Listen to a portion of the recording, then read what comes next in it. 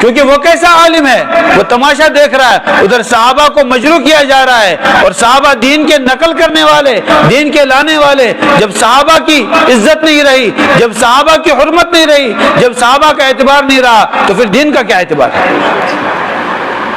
یہ تمام مسلمانوں کو یہ بات ذہن میں رکھنی چاہیے۔ کسی بھی صحابی کے بارے میں یاد رکھو، جو بکواس کی گئی ہے تاریخ میں، وہ تاریخ کی کتابوں میں ہے، وہ کتابیں ہماری جوتے کی نوک پر ہیں، ان کو جلا دینا چاہیے ان کتابوں کو۔ کیوں؟ اس لیے کہ خود فیصلہ کرو، ایک طرف قرآن کا فیصلہ ہے وَكُلًّا وَعَدَ اللَّهُ الْحُسْنَى، ایک طرف قرآن کا تمغہ ہے رضی اللہ عنہم ورضوا، ایک طرف قرآن کی شہادت ہے اولئک هم الراشدون، اولئک هم المفلحون، اولئک هم الصادقون، یہ، اور ایک طرف تاریخ کا پلندہ ہے، اور تاریخ کی جو ہے کیا کہتے ہیں باتیں ہیں جن کا کوئی اعتبار۔ بتاؤ ہم تاریخ کا اعتبار کریں گے یا قرآن و سنت کا اعتبار کریں گے؟ یہ فیصلہ کرنا ہے کہ نہیں کریں؟ کوئی کہے گا فلاں تاریخ میں، کہو اس تاریخ کو لے جا کر آگ میں جلا دو، اس تاریخ کی ہمیں کوئی ضرورت، جو قرآن سے ٹکرائے وہ تاریخ ہمیں ضرورت نہیں ہے، جو حدیث سے ٹکرائے اس تاریخ کا کوئی اعتبار۔ ایک بات میں آپ کو بتاتا ہوں محدثین کی، 5 لاکھ راویوں کے حالات جمع ہیں، کتنے بتاؤ بھائی؟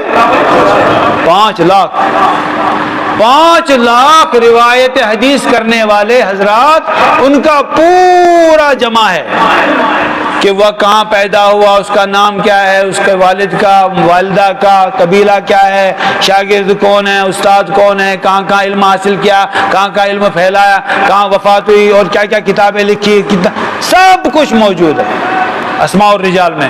5 لاکھ حضرات کے حالات قلم بند ہیں، اور یہ کسی قوم کے پاس نہیں ہے، صرف مسلمانوں کے پاس ہے الحمدللہ۔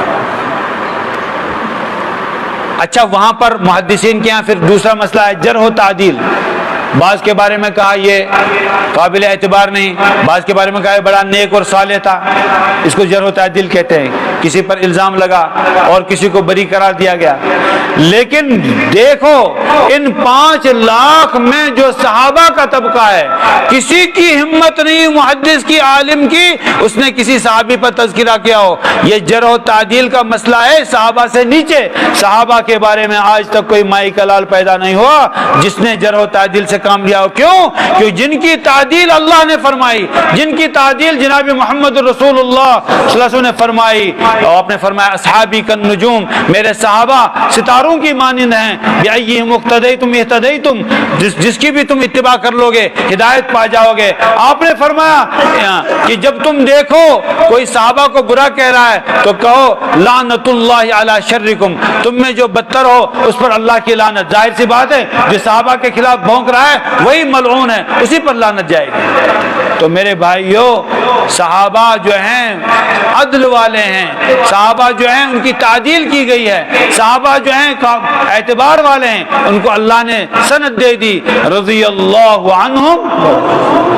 اس میں غور کیجئے ذرا، رضی اللہ عنہم، اللہ ان سے راضی ہو گئے، اللہ ان سے کیا ہو گئے؟ راضی، اور اللہ ان سے راضی، ورضوا عنہ، اور صحابہ اللہ سے راضی ہو گئے۔